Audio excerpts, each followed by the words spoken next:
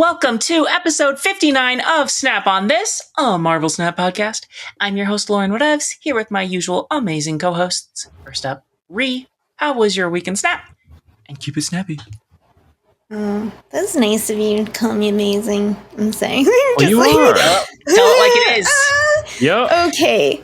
I know it was in passing, but it is the day that I am behind on my bullshit, so it's extra nice to hear. Anyway, but that makes sense spiritually because I was reading the latest Spider-Gwen, who's once again just into issue 2 of a new run of Spider-Gwen. So, so I was relating to her. The thing about Spider-Gwen, one is that's like her name is just Spider-Gwen, because when she started, because like she was never meant to be a protagonist, right? That's why I relate to her. She was like a fridged woman. She was a victim. She was Gwen Stacy. Her whole point of existence was to cause suffering for a man, as written by a man. Oh man. Okay, if you've ever read Spider-Man Blue, that's where I learned that I have you? This is where I learned I don't actually. This was a while ago, right? Like this was like it's old. Yeah, I read it. I was all excited, and then I came out and I was like, oh, I don't actually like Jeff Loeb at all. I just really like Tim Sales art. Anyway. That's my thoughts on Spider-Man Blue. Anyway, so Gwen Stacy, right? Like, she is, she's a victim and she's like, okay, though. So, but what if randomly in some random collection, I wasn't dead and I had a cool pink hood? And everyone was like, yeah, that's pretty cool. But I even saw like a meme on Reddit or something the other day that was just like, oh man, Ghost Spider, because like that's her name. She was originally Spider Woman, but like there's already a Spider Woman, or 3 or probably more than exactly. That. Right. There's a lot of spiders, and she was an so like eventually she became Ghost Spider, but her latest issue, it's back to Spider Gwen. Her stickiest of titles. Anyway. I lost my train of thought. But that's her. She's always a step behind. Oh, the meme, on Reddit was just like, oh, I saw Ghost Spider and she looks so cool. And then I read her comics and I'm like, what is this garbage? It was kind of the sentiment of the meme. It was more condensed. I made it longer in paraphrasing. But like, yeah. But like, it makes me sad because they're kind of not wrong. Her comics, like, at best have been mid, and I've gotten all of them. I stopped getting her very first run, like, a couple issues before it ended. But then since I picked up everyone, and the best of them are mid, but I want to be there when she gets her story, because that's her struggle, right? Someone that was never supposed to exist for her own person, other than to be a pretty face that died early and young. So I'm gonna be like, but she was so pretty though. Like that makes her more valuable in some respects, and her death more tragic. And she's stumbling on, and the thing, like, I like, though, about her character that they have gotten, she does have a character that has come across in the comics, even if the storylines and the plots haven't been the best, and that she is just, like, struggling to get her bullshit together, which is so good, right? Like, look, that used to be Spider-Man, right? That used to be Silk. That used to be, like, that's a Spider thing, right? It's a Spider thing that you're young and you just do not have your shit together. But, like, then it's like Peter Parker's, like, running his own companies. Now it's like, I just won't even try and catch you up on what's been happening. Just Peter Parker. I give that a big old shit's going down. Yeah, right, but he moved on to corporate because he grew up. You know what I mean? He can't stay in forever. And, like, everyone's got their stuff, but she is, like, barely I think he should stay broke forever, though. That's how I feel. I feel that Peter Parker should always be broke. They return him to broke. He's, like, currently semi-broke again. He can be old. He just has to stay broke. Right. So Gwen is, like, barely in the band. She's constantly at threat of getting, like, kicked out of her own, like, garage band. It's not incredibly successful with the Mary Jane, and, like, nobody really thinks she should be superheroing. Like, like this, so you should be out there, which I always kind of appreciate, right? Like, you know, because like who does have this shit together, you know, to go superheroing? And you know, so one day she'll get a good story. It's just another day. Currently, though, the latest thing she did is they gave her an infinity cube, which is kind of like, why? What are they doing? It's like when they make random people heralds of Galactus. Like, oh, okay, did you run out of ideas? What are we doing here? And they're like, and she has an infinity cube, and so Loki's taking her around to convince her. It's like, okay. And then there's the TVA. Okay. But the whole point of the Infinity Cube is what she does at the end of her last run. She rewrites herself into the 616, the main Marvel universe, from her alternate universe, like with her dad. Mom's still gone. Yeah, like Miles got his mom back. It's so funny. Like, greedy. Yeah. Right? And I kind of, it's when I read it, I was like, of course, because everyone has to exist in the main universe. But it's kind of funny because, like I've said before, how like they had that whole big crossover to blow up the Ultimate Universe and save just Miles from the whole Ultimate Universe. Because it's like, oh, we love Miles, we love him, and better yet, he even gets his mom back. Yay, Miles! And like Gwen fucking Stacy was like, nah, guess what? I'm mean now, bitches. Like. I did it myself with this cube that I shouldn't have and can barely control. And that's what she did with it. Anyway, funny. So yeah, Gwen Stacy. Okay, anyway, longer than I meant to about Spider-Gwen. Okay, what I've been up to, I've played more Existential Dread. I wanted to experiment with some Red Guardian and some other stuff in the Cassandra Nova spot. Existential Dread being my, the Wiccan... Galactus First Steps deck. And but the problem is I put him in and then I kept running into like Arishems and stuff. I'm like, well, if the situation calls for Cassandra Nova, and so it is. Like enough people running Kings, running Arishems lately that I can't take her out. She demands to be in. So what I have been doing for fun is sometimes when I'm feeling uninspired, but I've defaulted to more Marvel Snap because my brain is too small to think outside of doing that. The Marvel Snap at the moment is scroll down my list of cards and be like, what do I want to play? Usually it's like, what's Kitty Pryde? What's the auto deck for Kitty Pryde? But anyway, this time I saw Nebula and I was like, and I have an ink Nebula with green Crackle that I've recently given a green cosmic border to. And I'm like, yes, please, I would like to play Nebula. And it auto-rolled me this like Storm Legion deck. That's everything. That is everything. Okay, I thought I would play Destroyer because Destroyer got buffed, you know, and I have my whole, like, Gundam deck, but no. The fun thing to do is, like, pair Electro up with Lockjaw and Blink.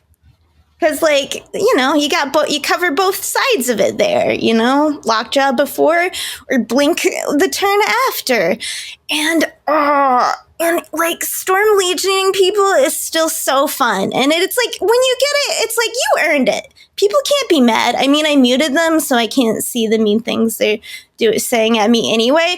But it's like you have to play Storm and then War Machine and then like Legion on the, you know, on the Storm location to get it now. It's not just free. It's like those cards, that exact order, you know.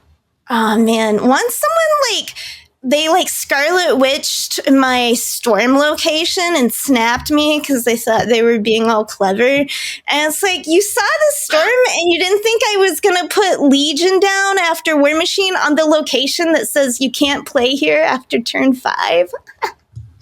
You fool. Okay, sorry. Legion is just so much fun, especially with War Machine and all the locations that it just like locks you out and you're like, nah, it's just free for me. Right? Still makes an Ebony Maw playable. Jubilee's here. It's got Galactus First Ups. It's got Infinite. It's just been fun. That's what I've been doing. This is my first time playing Lockjaw in like forever, to be honest. And there's a lot of good hits in there. Yeah. That's what I've been up to. I can't stop playing this. It's fun. Mostly on ladder because I like the surprise of it. Legion's more fun for me when they don't know about them. Yeah. Awesome. I yield my weekend snap. Okay. Other co-host, Ben, how was your weekend snap? And keep it snappy. Well, endeavoring to keep it snappy as I so often, at least, gesture at. That's the endeavor part. Yeah. Well, maybe. Sometimes I don't even think I'm truly endeavoring, but maybe I'll muster some this week. Only nominally. So, in the spirit of snappiness, it was a very snappy week, which is to say it wasn't even quite a week. We're recording a little early this week, so it hasn't been so many days. And much of my days have been spent playing, well, not entire days, but sometimes long stretches of day have been spent playing Hades 2. I started a fresh file and got all the way to the credits in 3 sessions of streaming, and I played some more of it besides, and still a real fun game. Also, still after you resolve things, just as in Hades 1, there's a very, very flimsy reason why you can still keep going and doing all the things. I won't spoil anything, but you'll still want to. That's my guess. After you've rolled credits, you'll be like, "Oh, I would like to do some more of that, please." And there is more of that for you to do. So that's always great. I also played some Marvel Snap. I did indeed, as I threatened to last week, pick up Warlock, but I only did so this morning, so that I could get the weekend missions done. And I'm not usually a fan of the auto deck thing, but inspired by my co-hosts who, they do it and they're cool and they seem to have fun. I only have so much time. What was that? Look, I only have so much time. It's true. That was my justification. I didn't have time for a lot of things that I would have liked to have time for this week. I had to do some traveling for medical care and stuff. Anywho, I built Auto Warlock, and damn, that deck was winning some games, especially when I paid attention, because there were some games where I was doing other things, like watching the first episode of Marvel Zombies, and wow, I sure was playing Titania on turn 1 like a doofus from time to time, just because I was not looking at what was actually happening. So I was retreating for 1 cube from a lot of games, but the games where I was paying attention, I was tending to get a lot more cubes than that. So I'll tell you what's in Auto Warlock. That's Sunspot, Rocket Raccoon, Quinjet, Hydra Bob, Titania, Black Swan, Hit Monkey, Warlock, Hope Summers, Gwenpool, Moon Girl, and She-Hulk. And, I do find it frustrating when She-Hulk is soaking up a bunch of discount points that she didn't need because she was going to get discounted anyway. It is frustrating. I don't know. Deck still seems to work. Oh my gosh, I was up a bunch of SP. I don't know what everybody else is doing wrong. Warlock seems fine. That's again, that's just from a relatively brief amount of play, but dang, the deck, when I was actually doing the things that you're supposed to do, wow, it feels good to make a big old hit monkey and also play a bunch of 1/9s and stuff. It's I was using Black Swan, getting value. I was as surprised as you are. Never thought I'd I have not historically been a fan of honestly any of the versions of Black Swan. Sometimes in private to myself. I've called her Wax Swan. I know. Uncharitable. I can't believe you. But anywho, that was pretty fun. I got my wins, and I kept playing it a little bit just for kicks, because honestly, it's good for me to play these unfamiliar cards and to teach myself not to play Titania on one.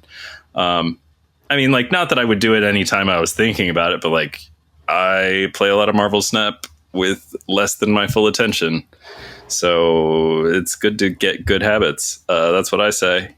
Another deck that I played today with. I guess I can't talk about that because it's got new cards in it, and I'll talk about it later. It's forbidden.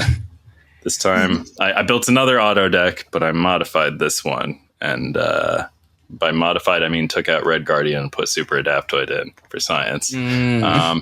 So I've played the new cards, and I'm excited to talk about those. I put Viv Vision in a move deck that was pre-existing, but I haven't had time to test that, so I don't know if she's actually gonna be good there. Otherwise, if I had tested it, I would tell you all about it, but I just haven't tested it, so I can't vouch for it. Any other exciting things in my week in Snap? Nope. Lauren, I need to know what's new with your Snapping week.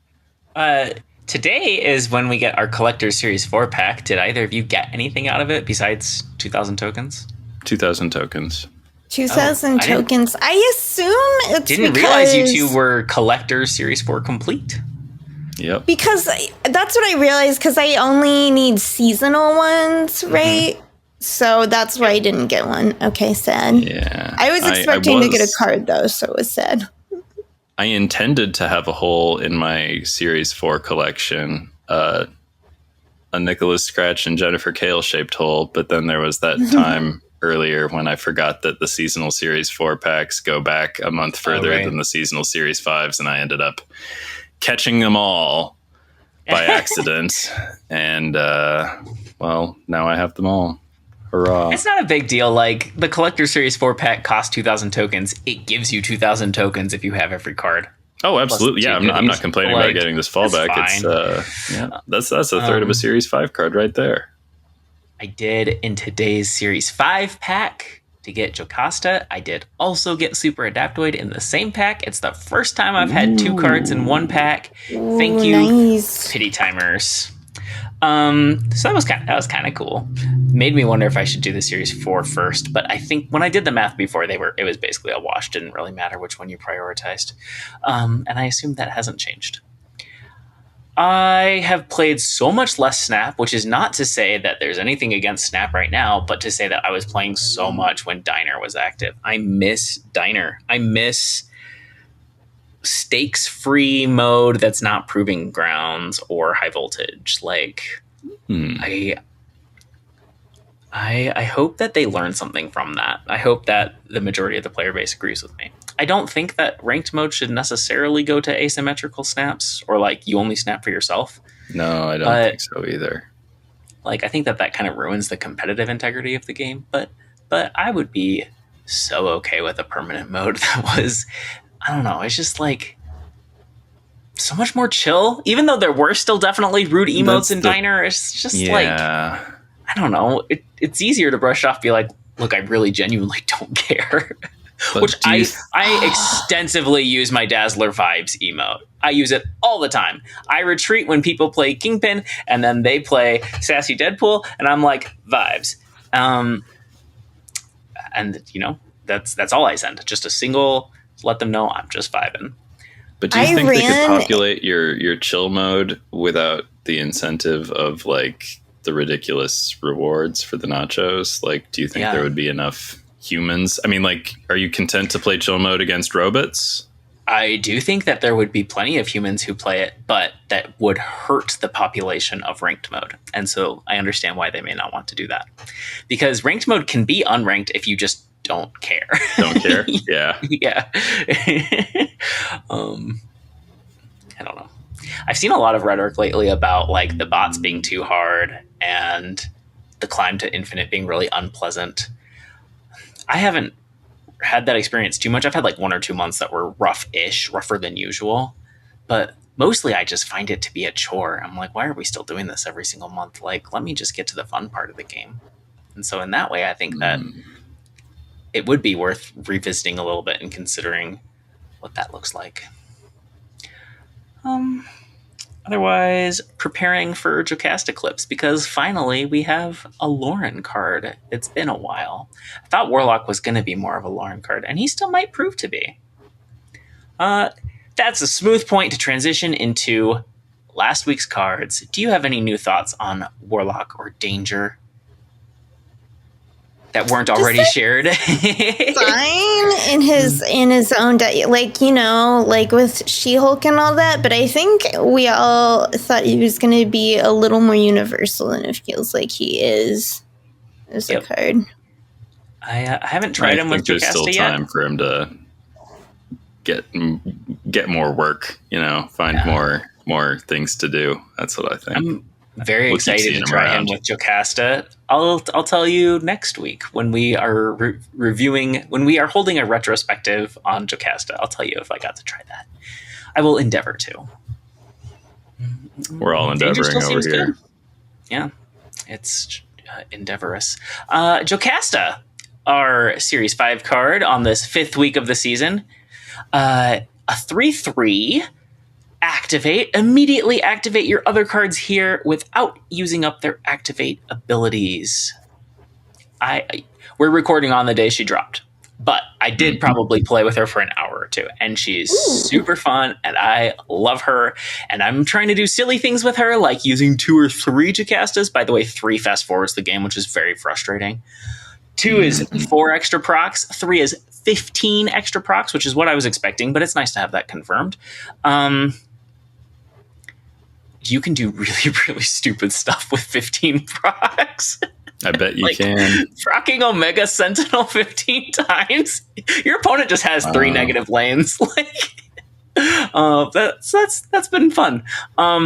But I have noticed that even when I only get 1 or 2 Jocastas out, she's still kind of a menace in some decks. I'm playing her with Sparky and a Human Torch Tribunal thing, and I'm playing her in Invisible Woman. Holy smoke, she's busted there, because every time you double Invisible Woman is another double, right?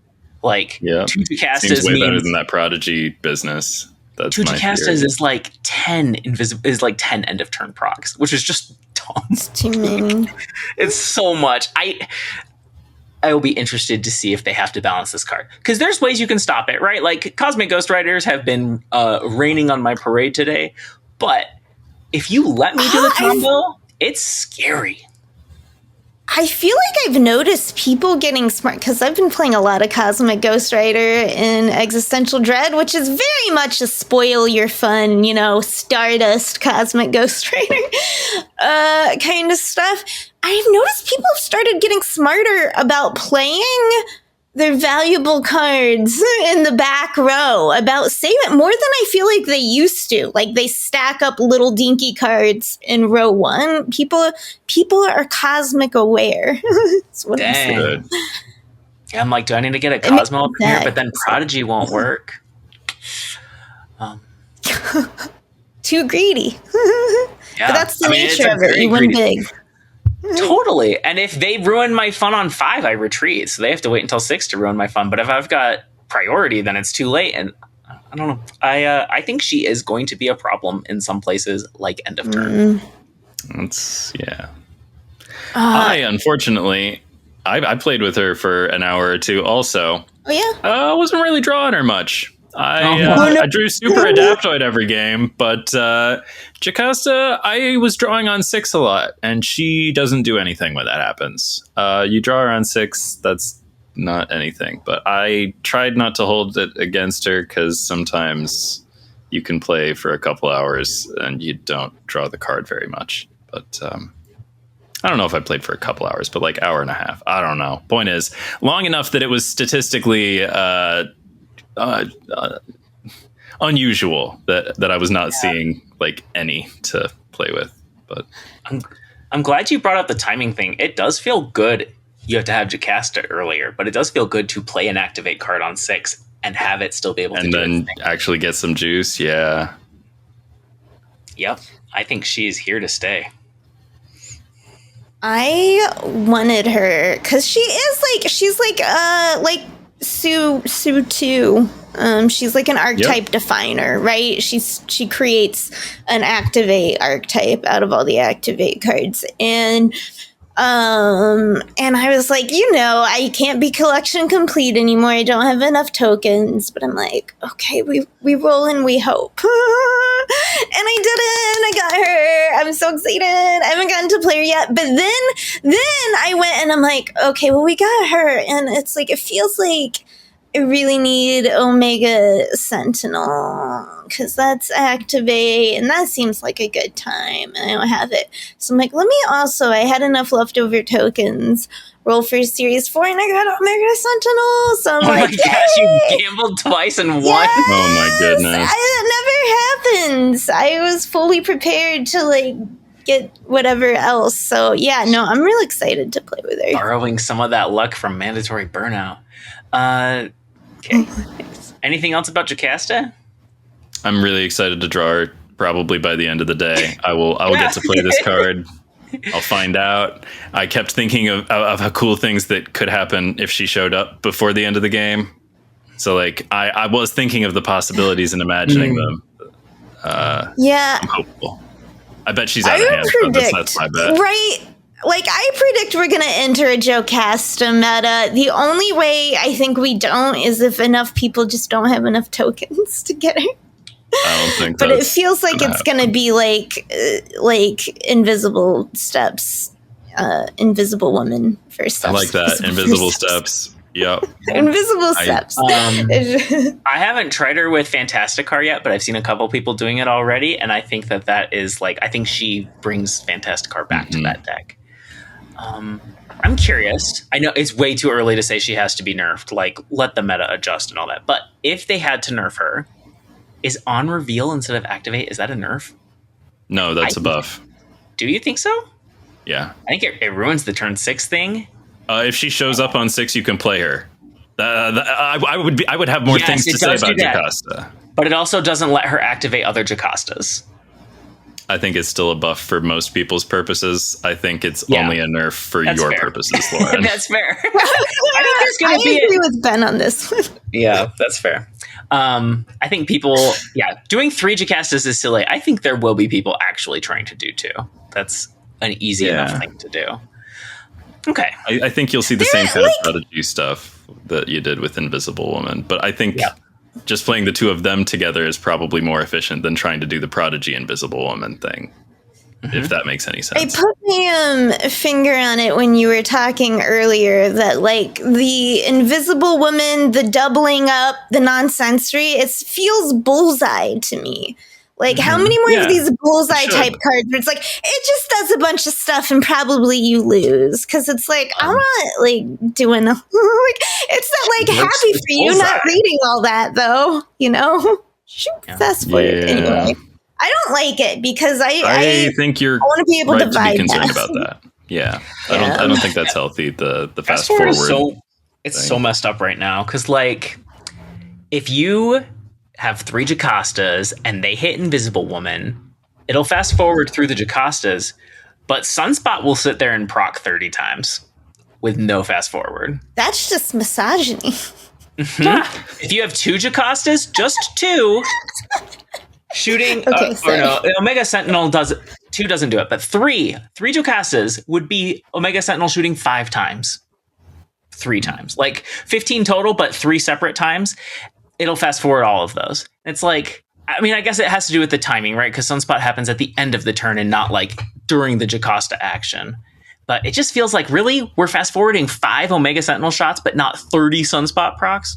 Anyway, it's you're asking my brain to compute something you refuse to show in an amount of time that I am supposed to think through it. And it's the fast forward should be for stuff that okay, we all know this is going to happen. This is very obvious. Let's not waste everyone's time. Except that's not when it triggers. It doesn't trigger for the Super Odin Silver Surfer self-explanatory. Stuff. None of us play chess for a reason. I saw somebody suggest making fast forward manual, and I love that idea.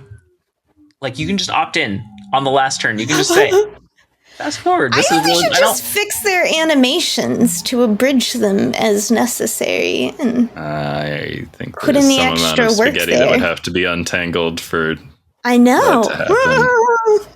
Yeah. Do you think they have the See, gumption? sounds like you need some qualified programming. Do they have the expertise? I'm skeptical. I'm dubious. I don't know if they got it. I agree. Anything that's like just do this is like, no, they can't just do that. Just is doing a whole lot of work there, and that's as soon as it crosses into fantasy. Super-Adaptoid 3/5 on reveal, steal the text from an enemy, activate card here. A new series 4 card today. I got him, but I haven't used him once. Well, he kept showing up for me, so I've played plenty of Super-Adaptoid. Pretty cool card. I stole a Herbie Human Torch thing, so that was a 3/10. Also stole the ability from Herbie, so like really more like 3/13 bare minimum. I mean, like I don't know if they even planned on using that particular ability. That's just what he had when I stole it. And if you steal the Herbie ability, your Super-Adaptoid does not rotate or anything. It just steals the Herbie ability. Oh, interesting. You know. So I waited around for it to soak up some bonus stats from the location and did the multiplication when I wanted to double it up. So yeah, I don't know. I mostly had positive experiences with Super-Adaptoid, even though the deck was like not coming together on account of never drawing Jocasta. But yeah, there was always an activate for me to steal. Almost always. I think I played it once when there was not an activate, and it was just the only card to play for tempo and stuff. But yeah, usually there was something to steal, and I don't think I was running into Jocasta decks. I think I was maybe some of them were Jocasta decks. I think when I was seeing Herbies, those were Jocasta decks. I will say, also, my opponents did not seem to be drawing Jocasta against me, so my experience is not unique, clearly. What I want to do, which I don't have Sorry. Well, I don't have Super-Adaptoid, but what he makes, I've been thinking this recently with Super-Adaptoid and like Ghost, less relevant, but like was just like missing the roots of Surfer. What I used to always love about Surfer was it was my way to take a bunch of tech and put it in a deck and still get enough power. Because I just feel like Super-Adaptoid is way more relevant. I feel like there's just more activates. I thought this was like stealing some of Ghost's relevance to, and I didn't know that. Oh, she just had any less at all. relevant of a card to like anything to like the meta. But I'm just saying with threes, it's like I miss, and it's like there's enough. I like ruining people's day with tech, and then Surfer lets you get the power above it, and I feel like Surfer's lost its way because it got so bigly buffable. You know what I mean? With Shaw and Brood combined with the powers of the power buff girls. Like it's just like they. That's like all Surfer. Right? And it was fun at first, but it's kind of taken over. I'm like kind of tired of it. I'm like, I like my buffing to be in a non-Surfer direction, and I want to get Surfer back to its, to some threes that are techie. So I think that would be a great place that I would want to play him. I would start. Okay. We would normally put the vibe check for next week's cards here, but next week's cards are from a new season, so we'll be covering them in season rankings in just a second. This weekend, High Voltage returns. Is it High Voltage Overdrive? That was unclear to me. I think it's regular High Voltage. I just looked it up for show notes. It's regular High Voltage. Okay. But with a new ban list, existing bans, I believe, you'll have to correct me if I'm wrong, are Magic, Galactus, Black Widow, Alioth, Gambit, and Shang-Chi. And then new ones are Wong, Black Panther, Arnim Zola, Mystique, Ultron, Odin, Absorbing Man, and Jim Hammond Human Torch, who I suppose is probably just going to be a permaban from High Voltage. Oh, well. Still playing him, by the way. I didn't mention that in my weekend stats. Still loving Jim. He's great. It is, the prizes are cosmetics only. I will probably not play because of that. Maybe if I have to knock out weekend missions or alliance bounties or something, but. Oh, really? I will, depending on how, what cosmetics and how hard they are to get. Like, that's my measure of everything. That's what, like I said, was so rewarding about Deadpool's Diner. It's like, oh, I get a thing for, like, not having to grind for days before seeing a reward.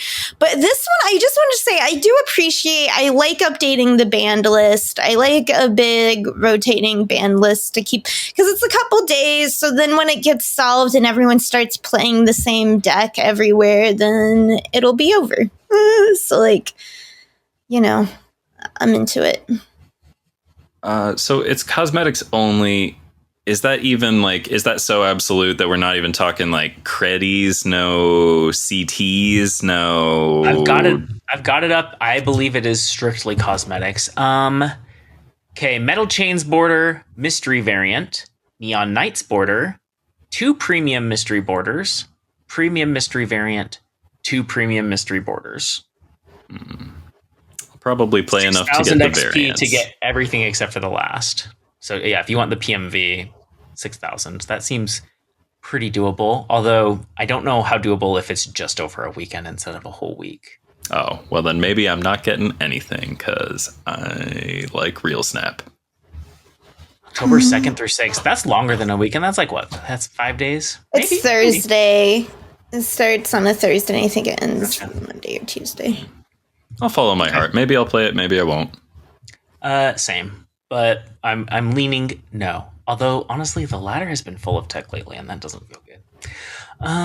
Okay. Let's move on to zombie season rankings. If you haven't heard us do season rankings before, we give them a arbitrary number 1 through 4. Sorry, it's an arbitrary unit. The number does actually mean something. 1 means bad, 4 means good. Let's get into it. A lot of the cards this season are using the new keyword Horde, so we'll cover that first just for some context. It gives power to your zombie horde, which is a 0/0 token. If you don't have one, it creates it at another location first. So, Zombie Scarlet Witch, our premium season pass card. After you play 3/2, after you play a card here, horde +2. Ree? I give this 3 stars. It's like Angela, but kind of worse because you have to play it later. But and it's only a +2, and it's less than Elsa, but more achievable in some ways. Works with werewolves. So yeah, a low 3 is where I'm at with this one.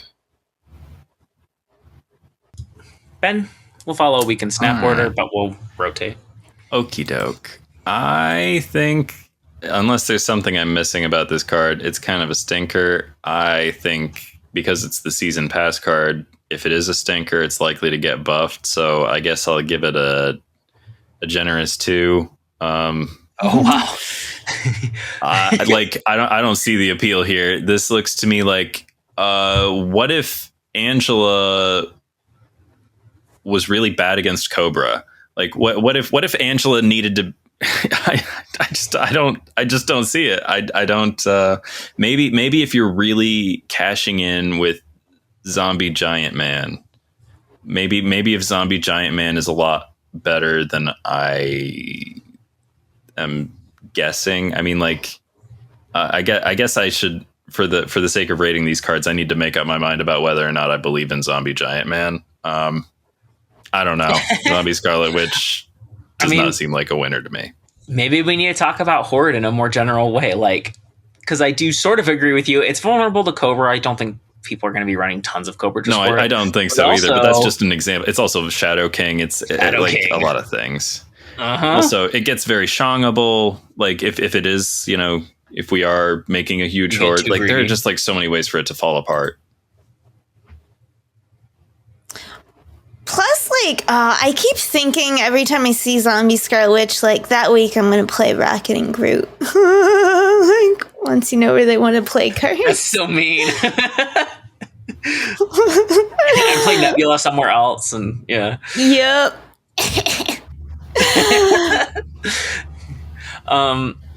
Yeah, wow. I gave her a 3. I think she's one of the best Horde cards, but I don't think Horde is very good.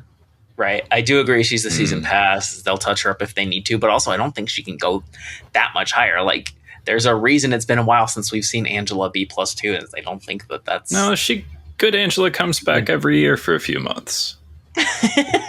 Okay. Like, it's been a while. It's normal that we haven't seen, like, we're due for good Angela again. Although maybe we're not going to get her because of this card. Maybe because of Zombie Angela. Scarlet Witch. No, it's not though, because it costs 3 and it's just not. It takes up more space than Angela. But where are you putting her, Ben? I mean, because she goes in like a Hope, Kitty Pryde kind of thing, right? Yeah. Yes. I guess. So I just don't think there's a home for her still. This is like a bunch of ifs. If you get her on curve and you play 3 cards on her, she's a 3/8, and that's fine. It's not great. It's above the main stats, right? Like, people play Gladiator for the stats, and he has a downside ability. But you get it all at once with him, and also this requires you to fill the lane, and like, right. That's like a big ask for a couple of reasons. Yeah, and we'll get to Zombie Sentry, but also a 3/8 in ideal scenarios. Now, with Zombie Scarlet Witch, you can go more all in on her. You can have Kitty or a mover or skills. I think skills are going to be really important for her. Yeah, probably good with Merlin. If it's good with anything. Right, which is also good with Werewolf. You can ping around. Yeah. So I think she is viable, and I don't think she needs other Horde cards to be good. But yeah, I'm going to be real worried about how vulnerable my Horde is, even if it doesn't get to 10 power. Okay, I gave her a 3. I don't know if I said that or not. Headpool. A 1/1. This is our super premium season pass card, but I think it's safe to assume that it'll be Series 5, like in Series 5 packs on day 1, similar to how Sparky worked. Ben. Oh, I should finish reading him off. 1/1. When this is destroyed, return it to your hand, then give all cards in your hand +1 power. Take it away. I'm going to give this one a 4. I think it's cool as hell. Hand buffing. Yeah, this just seems like a fun thing to destroy several times. I like it better than regular ass Deadpool. That's just my personal, like, this one's more to my taste. I'm not into doubling as much as some people are, and I am into, Gwen pooling and Nakia-ing, and I mean, not specifically Nakia, but Nakia-like effects. Yeah. Vision. Yeah. Seems like a very fun and good card. It does a good thing. I want to kill it 1,000,000 times. You can kill it a lot of times. I'm sure of it. Yeah. I think he seems very fun, but I gave him a 2, and I think he's worse than regular Deadpool. Oh, really? Yeah. Why not both? If you proc him a couple times, then he's better. But like, Deadpool is like, he's a primary game plan. Like, if you get a big Deadpool on the last turn and you kill X-23, then you drop your giant Deadpool and your giant Null and like your or your Zola or whatever. Like, that's its own plan on its own. And I think if you're running both of them side by side, then you're just making your curve cost 1 more, which I don't think Destroy wants. 2 of its enablers cost 3 with, Venom and Deathlock, and Killmonger. So you can afford it, I guess, technically, sure, but I don't know. I think that if you're running both of them, you want Deadpool over Headpool every time. And I think Headpool's cool with like Nimrod. I think Headpool's cool with a lot of. I mean, like, is cool. More cards having more stats means Null's bigger. Your Venoms are going to be bigger. Like, I don't know. Like, Destroyed wants things to be big, and it wants multiple things to be big. I think. Yeah. I don't know. If you're playing both, make sure that you put Headpool down. Make sure you put Deadpool down first, so that he'll return to your hand and get the buffs from Headpool. I agree. He seems really fun. I just don't think he seems super good. Ree? I disagree with you and agree with Ben. It feels like that's been happening a lot lately, but like, this was a 4 stars for me, And I play enough Destroy. I'm sad that I probably won't be able to get this for a while just because probably won't randomly get to roll it for a while, and I'm not buying the super premium pass. But I think if you're a Destroy player, this is one you definitely want to pick up. In Destroy decks, like, this is what we're always saying when something seems cool, but I'm like, once again, if you're trying to get a benefit from destroying, we still need to be, like, destroying stuff and setting it up. But this is like, you already want to destroy things. Buffing things is great. There's a lot of things like Nimrod, as Ben was saying, like X-Wing, like just other things. You could have everything's better with a buff. And I see what you're saying where, you know, you worry about taking out too much destroy for putting this in. But it's like, I feel like easily people would be putting this in over Nico. I mean, even if it meant to take something else out to put another destroy card in, it's like, it's so cheap too.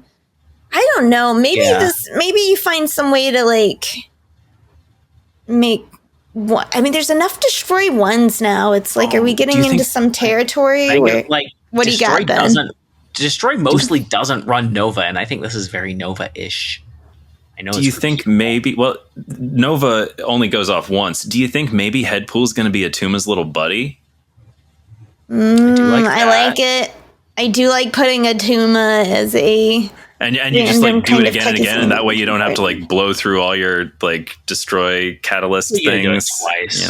You know? Well, you get to do it twice in a 6-turn game. Maybe your opponent's playing Magic for you. That's always been my philosophy: is to never play Magic myself, but always have fun little plans for when my opponent has Magic. Yeah, but this feels very like destroy to me. Like if you're a big destroy player, you just really want this card. Like. Seems good. See, to me, this feels like, and maybe this will come up with our conversation on Zombie Captain Marvel, but this to me feels like a destroy card that doesn't go directly into the like main destroy archetype. Oh, that could be. You might want it if you can afford, if you can afford something like Lady Deathstrike or Carnage in your deck anyway for maybe other reasons. Like, I think that deck might like Headpool, but I don't think main destroy does. But that's good. I want it to stretch destroy. I don't like when a card just slots in as a better card than a card that exists. I like when it like maneuvers to like honestly, it's because of Khonshu that I felt like I could play Dracula and some discard again. Like that I could all do something without Bullseye, you know? That makes sense. I agree. I like it when the flavors expand. Whenever we're evaluating these new cards, I always like to look at them like two different ways. And one of the ways is like in the context of decks we've seen and the meta and stuff. And another way that I try to look at them is just like, just the general principle of like what the card's about, like in a vacuum, and like what it could be about with the kinds of cards that I think are within the realm of possibility. Like I'm sort of like, I don't know. I like this card, like in general, with the future of cards. I think that they might print. You know, I think there will be things to do with this card. Okay. Then this is still the first week, a Series 5 card, Colonel America. It's Zombie Captain America, but he's not called Captain America, so he won't reverse Sam's shield. Ongoing, your other cards here. 3/3. Ongoing, your other cards here have +1 power for each turn you've discarded a card. Very Morbius, but also Captain America. I gave it a low 3. Like, I'm not super confident in this card. Like, it's a big card. I think you almost always want Morbius instead, but you could run both. Oh, yeah. And I think discard decks are discarding almost every turn, right? You're doing at least 4 turns, you're discarding something. So it's pretty big. And if you can fill his lane, which you can do if you've got, I don't know, swarms. I don't know that other discard decks are filling lanes. And I don't see much swarm these days. So that's one thing that gave me hesitation on this card is discard doesn't seem like a deck that's doing a lot of lane filling. I think it certainly can. I don't know. There are different, I don't know. We'll see. I don't know. Do you have more thoughts about it? That's pretty much it. I don't want to. Like, he's big, but But I don't know if he's worth the opportunity cost to put in your deck. And you went low 3? Low 3. I went even lower. I gave him a 2. As someone that play, and it once again, it may be just going in not the kind of discard I like, which is more of like an Apocalypse Dracula Conchu type way rather than like a Bullseye Swarm kind of way. And for me, it's like it costs 3. I'm like, it does what Morbius is. It's like I can see they can get big. It's for each turn. You don't always discard on turn 1, right? But then, so +5, and it buffs up your little cards. But once again, that means you have to not discard it. You know, you're playing on a turn you might be playing where you want to discard things instead. For me, this is a discard card I could leave out of decks, whereas opposed to head pull, I'm like, I want to put in a lot of things, you know? This is one that's like, I can see forgoing it. It's not better than Morbius for my things, which is usually about, you know, discarding a lot of things over just, you know, necessarily discarding every single round. So that's where I'm at. I'm at a 2 because I think it's fine, but it's not even a mandatory discard card. I think I'm gonna give it a 3. Did we talk you down? No. I can't give every card that I'm excited about a 4, but I am excited about this one. In your heart, he's a 4. I don't know about that. I'm not sure he's even a 4 in my heart. But like, I like this card a lot. I like that it counts, you know, like Morbius does, all the cards that have been discarded, and like those cards like that are so surprising sometimes. Your Hydra Stompers and your Morbiuses, your Morbii. I don't know, but like, yeah, I do see what you're saying. Where like, is this card the best at its job? Does it get room in any of the myriad flavors of discard, or like, I don't know, like I want to put it in some kind of an Apocalypse Dracula thing, but like I don't know. I'm not sure it's quite there, but like, oh, it's cute with Zombie Power Man, who we'll talk about in a bit. I want to believe, and like that's a lot of stats potentially, right? Like if your other cards have +6 power there, that's like a 321, and like 321 feels pretty big. You know, like we talk, a lot of people talk, not just us, about how like cards that do +3, they tend to do all right, and like this card does do +3 at a time off of discards. But you have to make sure you didn't discard it with MODOK, and then you're playing it in turn 6. Yeah, for sure. I don't know what the deck looks like. Yeah, I'm just saying the ceiling's mighty high, and also not in a way that's difficult to imagine. You know, like I liked your point of like Dracula, APOC, and of course the retroactive ongoing is very strong. So like I like thinking about, what if I'm playing him on turn 6 instead of on turn 3? What else can I play him with? That does seem, that's a good surprise. That's a lane swinger, right? If you play him right. And if we are still playing Swarm in whatever kind of deck this is, and I suspect, I personally still run into people playing Swarm, and in some of my discard decks, I will still play Swarm. I feel like this card is pretty good with Swarm, and like it's easy to discard Swarm without discarding Colonel America, because he's a 3 cost, and Swarm is either 2 or 0. And there are so many ways to target 2 or 0 and spare your 3. Like, I don't know. I want to believe in this card. I'm sticking with the 3. I believe. And not a general. I'm not being nice about this one the way I was being nice about Scarlet Witch giving her a 2. I think this one's actually a 3. Okay, Zombie Giant Man, one of the first week Series 4 cards. A 5/3 on reveal, horde +1. Then this gains power equal to your zombie horde. 3? Okay, I give this one a 2. For me, this is actually the Horde archetype card, right? This is the card where you're building a Horde deck for it. It kind of requires that, and it's the reason to put them all together. And it makes sense. Ultimately, a lot of times, advanced Marvel Snap that people talk about is remembering that Marvel Snap is winning 2 lanes. And sometimes that means never even playing in a 3rd lane at all, and not, you know, because like with that power in one of the lanes you didn't play it in, you could have won. And this is very much about that. It's like, hey, get your Horde big and then Taskmaster it, you know, and this is the finisher. So, but it's like, yeah, it'll go in that deck with all the Horde cards, and it's a you know, like what Gilgamesh is for zoo nonsense, you know, it's that. That's exactly who I was thinking of too, Gilgamesh. Yeah. Yeah, go ahead, transition right into your thoughts, Lauren. Okay, I'll skip Ben's turn. Do it. He looks busy anyway.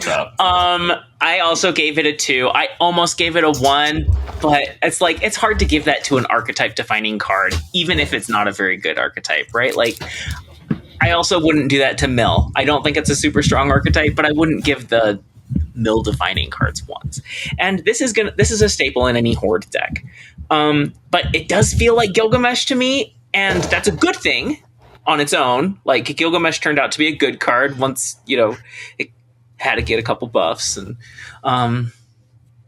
we had to figure it out, I guess. I don't know, Zeus still pretty vulnerable, but Gilgamesh is scary. And this feels like Gilgamesh, but you're putting all your eggs in 2 baskets. Like, not, you know, you're not spreading out the power the same way. It just feels outrageously vulnerable.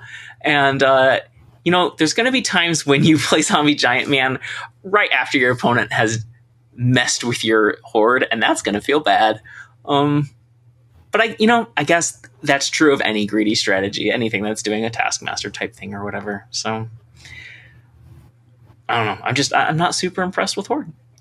So their key piece gets a 2. Interesting. I've got a few things. There's one thing. We've discussed a lot of cards that have achieved relevance through buffs and stuff. And last week we talked a fair bit about Colleen Wing, and I learned something after we recorded. Just because I was curious, I was like, has Colleen been 2-4 this entire time? Turns out no. Before any of us played, apparently Colleen was originally a 3-5. So that's fun to know. Anywho, I think this is a card that, much like the season pass card, if in fact this Horde thing is not coming together and kind of stinks, I think this is one of the cards that's most likely to be buffed alongside Scarlet Witch. So, like, I don't think this card, if it is less than a 3, I don't think it stays less than a 3. So I'm giving it a 3. Again, I'm also a little dubious of Horde being much of anything, but I think they want it to be something, and I don't think they're going to let it be bad. So, but the question is, like, I guess, is this card maybe all right as it is? And I think maybe. It's very hard to tell. This is the card I am the least sure of any of these cards. I'm not sure if this is anything at all, but I have to believe that it will be, because they don't want no one to play any Horde. You know, they want people to like it and want these cards. So Zombie Giant Man has to be worth it because it's the only reward. Yeah, notably also like the week 1 Horde card for people who don't buy the season pass. I don't think this card is playable without Zombie Scarlet Witch, right? Like, oh, that's true. It's a 5/4. We are getting a couple locations that are Horde. No, you're right. No, this is garbage without her. That's rough. Yeah. What? Okay. Well, I wasn't thinking about what I was saying all the way through. That's actually, that's so rough that this is a useless Series 4 card for people who don't get the season Absolutely. pass. You roll this one. Oh my gosh, that's got to feel stinky if you're snap pack opening and, rolling the dice, YOLOing. Yeah, wow. That's got to be rough for those people. Don't do it. Don't. I don't know. Okay. Or do. They're your tokens. Follow your heart. Ben, you're first on Zombie Power Man. A 2/4. Oh, that's good. Another Series 4. A 2/4. End of turn. If you're winning here, discard the leftmost card from your hand. This one gets a 4 in my heart for sure. I guess I'll give it a 3, but I don't know. I kind of want to give it a 4. There's also a part of me that just wants to go back to doing the thing I used to do where I would just pass fail. But this card's a total winner. Love it. I love that it discards the leftmost card in your hand potentially again and again. I do the thing that makes it only a 4 in my heart, and I can only give it a 3 because I'm not wild about this if you're winning here business, because my opponent does things outside of my control and they also have some say over whether or not I'm winning there. And I'm glad you highlighted that. I wasn't paying any attention to that. A little unpredictable to me. That part feels a little shaky, but I love this guaranteed discard a card every time. I mean, would it be better if it was the rightmost card every turn? Yeah, probably. But I still like it. I still think it's very cool, very fun, very a fun pair with Colonel America, and I like targeted discard. Why not do it again and again? I don't know. Seems cool, and you always know what it's gonna hit. It's dope. Okay, I gave him a 3. He seems very very risky and unwieldy. Not just that it's pulling from the left reliably, but also that you have to be winning there. But he's a big card, and I think basically he's good in a deck where you're controlling for that, right? It has to be a deck where there are almost every card is a card that you want to discard. For one reason or another, but there's a lot of those. There's Swarm and APOC and Scorn and Proxima Midnight and Khonshu and surely others. So I did think of one little thought that ties in with something that you said, Lauren, about whether or not to play Colonel America on 3 or on 6. And I'm thinking one thing in favor of playing him on 3 is that you are likely to be keeping pace on your Zombie Power Man lane, and you will more likely be able to, if you do want to commit heavily to a lane, it might as well be a lane that guarantees you're discarding the leftmost card every turn. So I guess they're even buddies in that way. You would want to, you might want to land down on 3 just so that you're always winning that lane. Yeah. I mean, that is a way to still discard that turn. I was going to say, because one of the problems with Colonel America is that turn 3, you're not going to be discarding a card, but I guess you are if you have Zombie Power Man down. The only other thing I was going to say is, even though he's pulling from the left, and that might make people think Agatha, I don't think so. Not for this. Doesn't you just stick with really? Yeah, I think you're right. I don't think Agatha decks are built to discard that many cards. Yeah, they are when you play into Hella later. Yeah. That's why Corvus Glaive is there. Your Hella from the left. That's scary. That's the risk they take. That's when they retreat. I think you use the established methods to discard your Hella. That's what I think. I don't think this supplants anything. There is a cute thing you can do with Zombie Powerman, which is to hit him with Ghost when you're done discarding. But why are you putting him in a deck where you're done discarding? That's too clever by half. Too cute. Yep. Okay, Ree. Okay, I only gave him a 2. I'm lower on him than you guys. For exactly that reason, I do play a lot of discard, and I play a lot of a specific kind of discard. Like I've said, which, power to this if it creates a new kind. And you do always want to be discarding from the right. And if you're not as familiar with playing discard, the reason for that is because Scorn and Apocalypse, cards that return to your hand, will return to the right of your hand. It's why a well-timed blade is useful, because you're probably hitting something you've already hit before and is now, or Swarm, So those are the things. And this is so uncontrolled. One, you don't get to decide if you're winning there. You know, you can try to win or not, but you don't get to like, you know, toggle that yourself.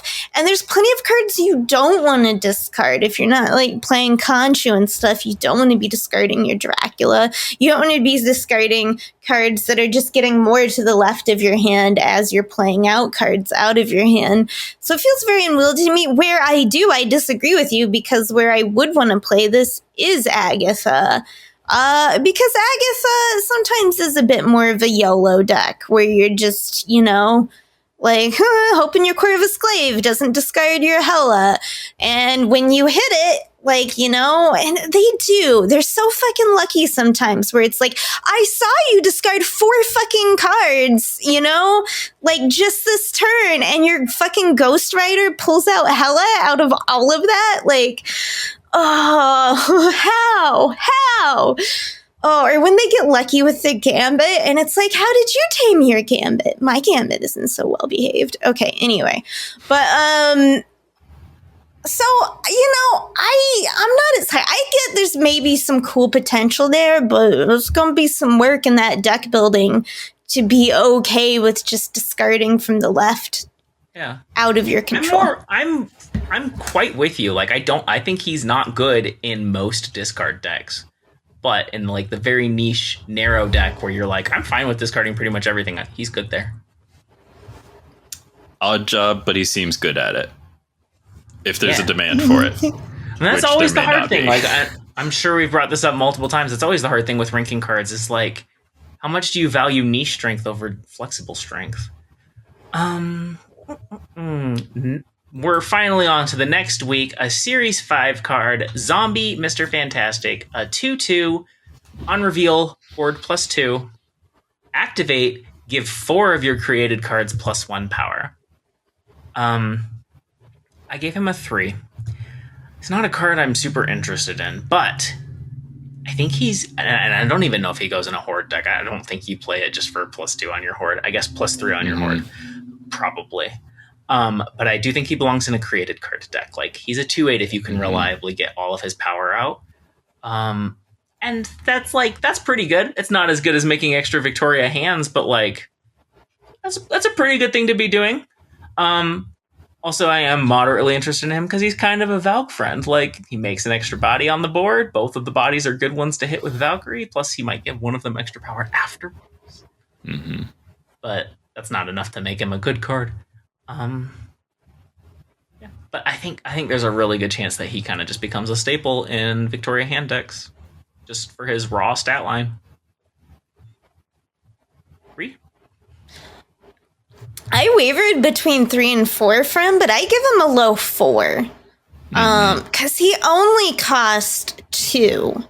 And not only does he only cost 2, even though he does have the the ugly activate ability, you still don't mind playing him on 5. Whereas, like, old Pedro, you know, and Surge and stuff, you're not really excited to play on turn 5, you know? Like, then you've lost a lot of benefit.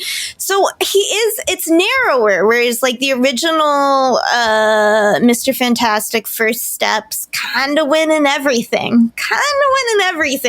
This does mean it's like, hey, you want to play something where you're creating cards. But there's so many places you're creating cards. Broods, you know, and Surfer. Victoria Hand is still really good. Yeah, this one is, like I said, it's almost guaranteed 2/8. It's only cost 2 to put out. Like, I give it a low 4. I think it's pretty good. You made me think about, like, Squirrel Girl. I'm like, oh, maybe he goes in Marvel Boy type stuff also. Right? That's what I'm saying. He only costs 2. He goes in so many things, and the actual advantage here is that you can play him a bit later than you would some of the... Surge isn't still a 2/2 even. You know, Pedro's not a 2/2. He's not cheating any energy, but he does have a lot of power. Ben? I will also give him a low 4, although this one's a 1 in my heart. Too much buff cards, You have never been a fan of this? What's happening? I heard Bagels? kitten mischief behind me. Oh, was he after And your sure bagels? enough, yep, that's exactly what it was. I already see the claw marks. Yep. I caught him right at the very beginning of it. I heard a crinkling that good. I could not have. Good Anywho, yes, a low 4 for Zombie Mr. Fantastic. All the things that Ree said, I very much agree with. Also, about playing him on 5, you know what jumped out to me? I don't hate I do hate this. This is a 1 in my heart. I don't like this card at all. I find it aesthetically displeasing. I don't like that it just doesn't go with itself. It's just it's so janky and jumbled. But I wouldn't mind bastioning it in a Victoria Hand context. I wouldn't mind that at all. I wouldn't mind playing it on 2 and playing it on 5.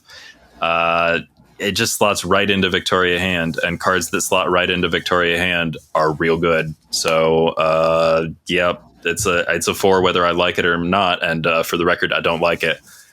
Stinky card, not a fan. Okay, you two have persuaded me. I thought I was being generous with the 3, but yeah, it's gonna be good. It's gonna have homes. How could it not? The Hunger. This is a Series 4 card that's going to start in a limited time game mode if data mines are to be believed. A 1-cost skill on reveal, Horde +3. Ree? I mean, this has to be a 1, right? Because, like, it's gonna be mostly good for Horde decks, you know? So it kind of only fits there. I'm trying to think where else it would go, and I'm like, okay, where do I want, like, a skill? And it's like, okay, with Werewolf, but, like, a lot of that is, like, you don't want the card on the board, and this leaves a card on the board because, you know, in a it's different Horde. lane. Yeah, but, like, you know what I mean? If I'm going for a 1-cost on reveal, like, you know, I still rather would, like, you know, for a 1/3, I just feel like there are things I would rather do.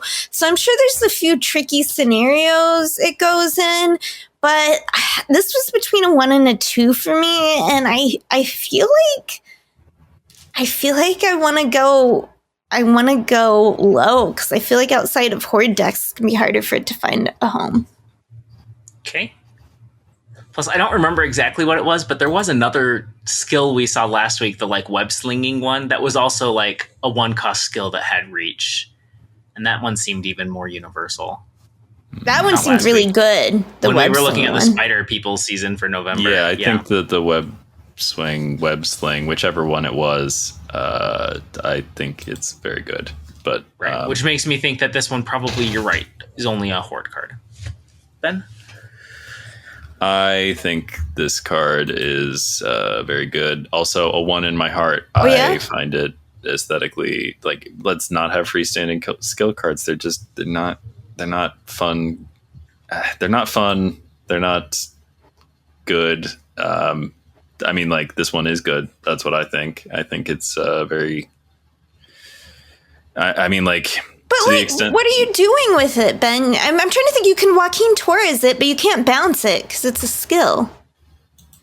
Yeah, I You're don't know. playing it I on think, Zombie Scarlet Witch and not taking up a space. Yep, That's the like Horde the thing deck, about though. it. That's the one Horde deck, though, Yeah, that it goes it's a Horde in, card. right? I know, but I think you also, like, generally, yeah, I think it's good to, like, play here and sprout 3 power elsewhere. I think they're, like, Yeah, I guess it's reach, like I you don't were know, saying. like, you can play it on Vormir, I guess. They're like a lot of things. I think it'll be good. You're I think right. You play it on Angela. Okay. Yeah, you play it in your hope and whatever else. Like, all right. I meant to I a don't 2 know. immediately for. I don't There's think some this hope, one's a 4, Angela. but I think I have to give it a 3. Doesn't go with Elsa, though. I'm a high 3. It's not as good as the Spider Season one, but Right. it's yucky. I wish they would stop doing these astral projections. They're really weird because then they get variants and you're splitting a skill. And there's a few other cards like that, like Phoenix Force or Morph, where like you hardly ever get to see your variant or your. And we don't have a Death Group card yet. and We don't have a Pyro card yet. There are like actual characters that could have cards. Yeah. And we're wasting the digital cardboard on the hunger. Fuck off. Yeah. I'm giving it a high 3. We've pretty much And my covered every pitchfork. reason why. I think mostly it only goes in Horde decks, but it's very good there. Yeah. If Horde It's is good, this 5 is Horde good. when you play it on Scarlet Witch. You talked Okay. me up. Week 3. Card that I think looks very fun. Zombie Captain Marvel, a Series 5. 4/4. Activate. Destroy your other cards here to get +3 power for each. Move to a location you're losing. Ben? You know, this is a card that I really struggle to evaluate.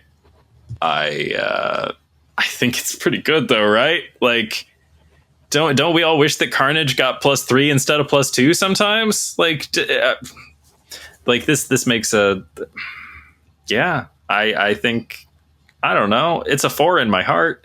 I think maybe I'll give it a 3 just because it's a card that I have difficulty imagining, like the gameplay. I mean, like I read the card, I know what it does, but like I'm having difficulty imagining how it fits into the game as we know it. But like, it's very exciting. It's very cool. The design is yeah, I dig it. Also, I have nothing but nice things to say about this card. I'm not sure how impactful moving to a location you're losing, like versus the original Captain Marvel move at the end of the game. I don't know. There's a chance I maybe like. I don't know. I like having a plan and acting like maybe moving earlier is cool so that you know what. I don't know. I think it's neato at the very least. I'll give it a 3, but it's a 4 in my heart. She's a 4 in my heart and on paper. I do think that she's got some of that, like, she looks really appealing, and I think people are going to be disappointed by how niche she is. But I think in the places she goes, she's really good. She destroys one card, and she's bigger than regular old Captain Marvel. Activate is much worse timing for move to a location you're losing, right? Like, you have to throw Prio on turn 6 for it to be close to being the end of game timing. But it's a really good ability, move to a location you're losing. And I'm assuming she just stays where she is if if there isn't a losing location to move to. I think you're right. Which, sometimes will be like the location you want to go reach into Sanctum Sanctorum, but you're not losing because it's a tie. So it is a worse ability than Captain Marvel's, but you want to destroy things. And, one of the best one costs in the game is the Hood. That's a great card to flip from -3 to +3. And never mind all the like goblins and rocks and raptors and shit like that. Like, and I don't think she has to be in a destroy deck. I think 4 is a little slow for a traditional destroy deck, but like, I don't know, just playing her with like Bucky and Hood is like, it's nasty. There's some cool stuff you can do with that. And maybe we're at critical mass for a deck that can run a few destroy cards, but not be a dedicated destroy deck. I gave her the lower side of 3. Her ability is amazing and gorgeous and will lead to big, powerful effects. But the problem is, you have to convince her to come down from space. You have 2 turns to play her to get the ability. You have to play her in turn 4 or 5 unless you're somehow able to cheat without, any cheating her out early. And you really just don't want to. This is not a good 6 play.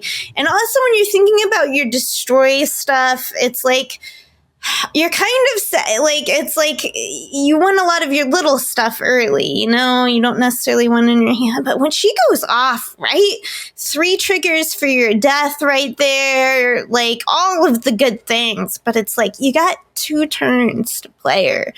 And that makes her way less flexible. And a lot of times in a deck, you're looking for flex. So that's why she's not a 4 for me. But really cool. I like it. I like the ability. It seems fun.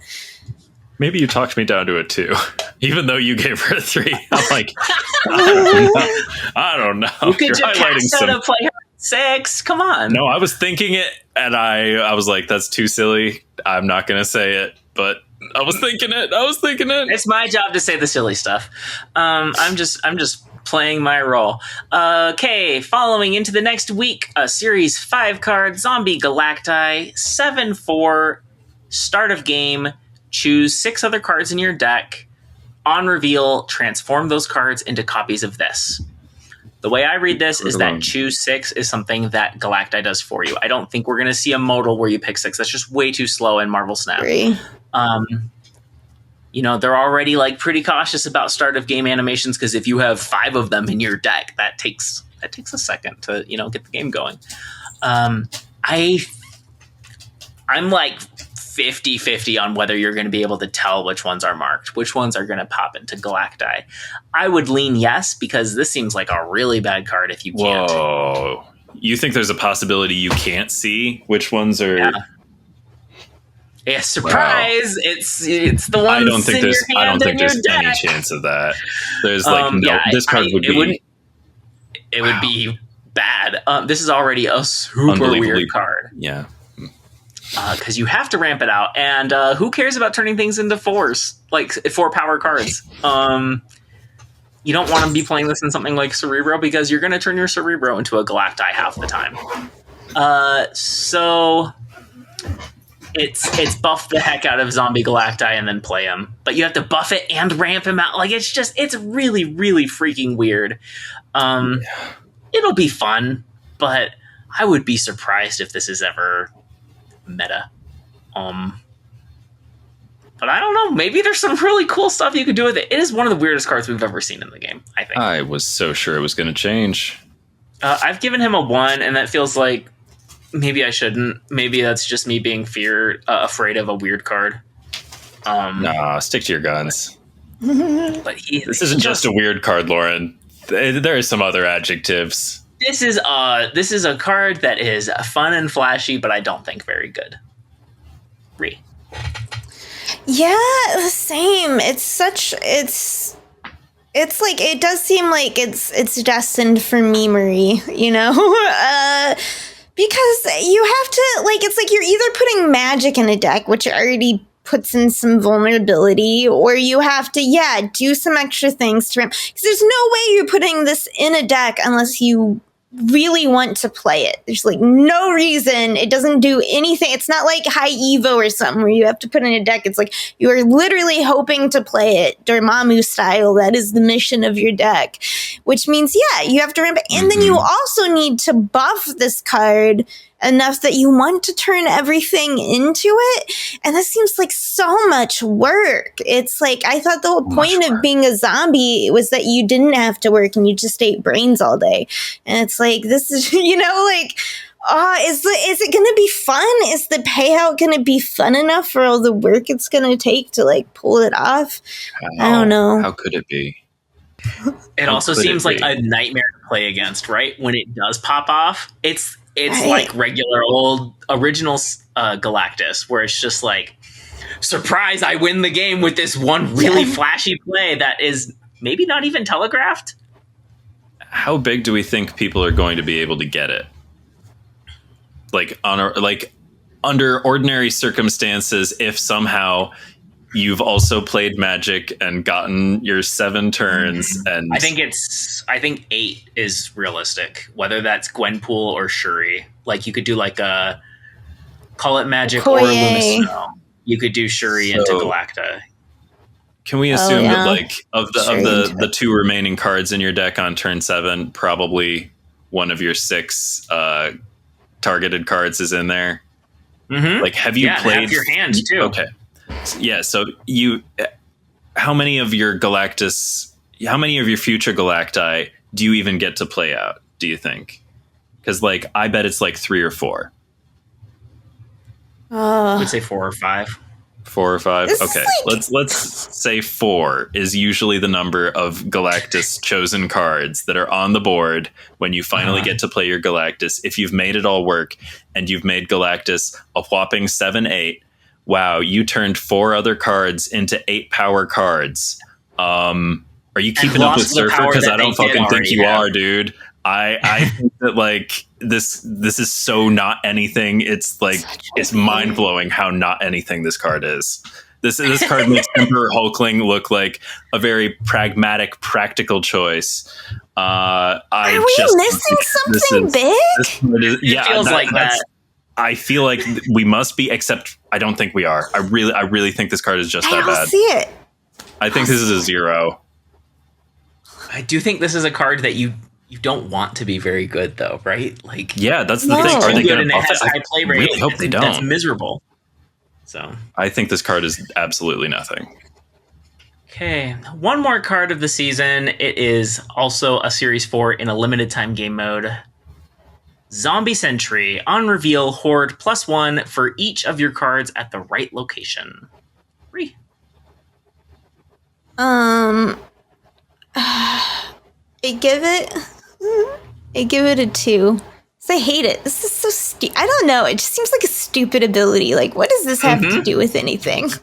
I mean, I guess if you're playing stuff at the right, maybe that just makes me want to do like a Nihilus.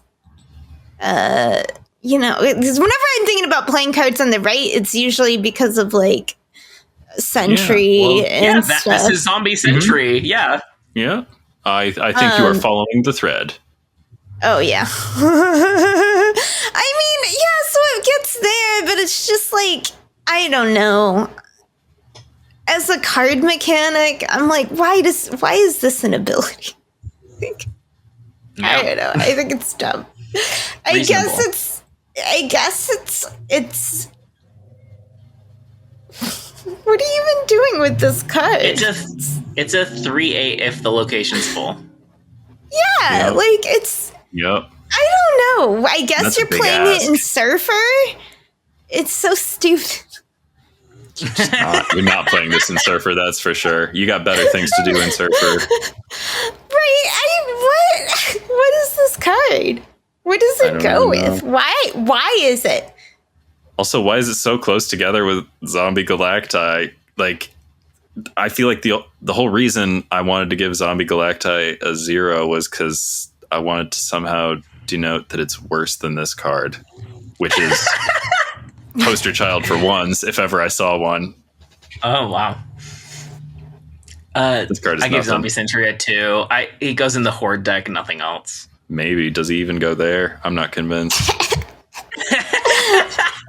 It's such a stupid card. No, he probably goes there. You're right.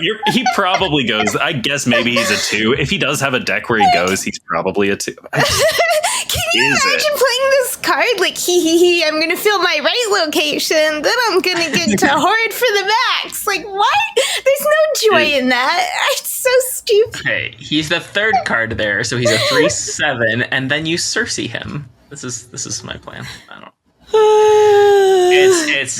It's lame. Okay, let's go around real quick. My favorite question of the season: what new card are you most excited for?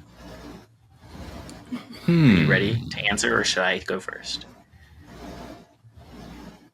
I don't know if I'm ready. Okay, I'll go first because I didn't think too hard about it, but also Kitty Pride. Because we talked a lot about playing. You're skipping a question. I want to know which of the new cards are you most excited to play? Oh, okay. Which of the new ones?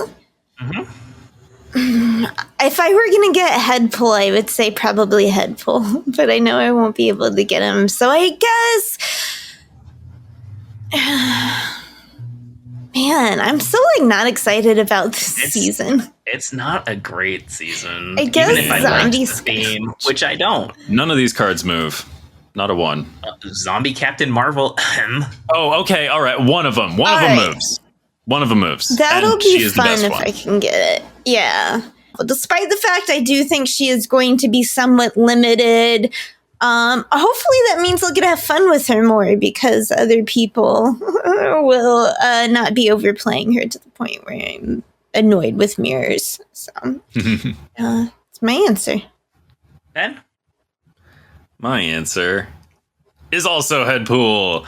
I'm excited to play Headpool, possibly even with the card that we all agreed on last month. I picked up Moira X for some reason, and I was unable to build anything that seemed to win very much with her.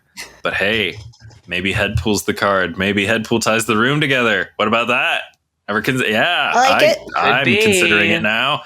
I didn't consider it when we were doing the ratings for the cards. I wish I had, but maybe there's something cute with one cost. Hey, what if in my new saying nice things about Black Swan era, what if it's a Black Swan destroy deck?